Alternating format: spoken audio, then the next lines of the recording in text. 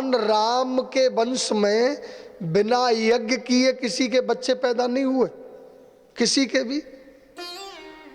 तो युवनाश नाम के राजा ने यज्ञ करवाया। यज्ञ में अग्निदेव प्रकट हुए। अग्निदेव खीर लेकर आए और राजा को खीर दे दी।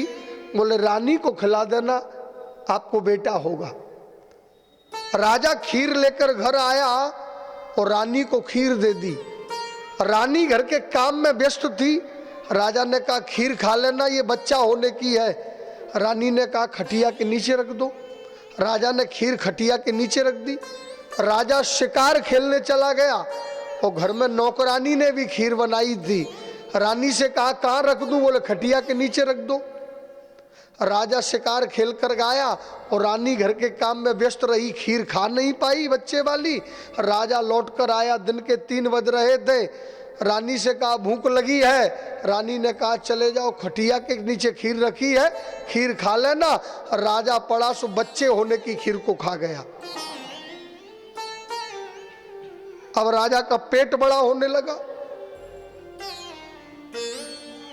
राजा सोच रहा है कि मैं खुशी के मारे मोटा हो रहा हूं, लेकिन इतने में गुरुजी के यहां पहुंच गए। तो गुरुजी ने कहा राजा जी, बोले क्या है?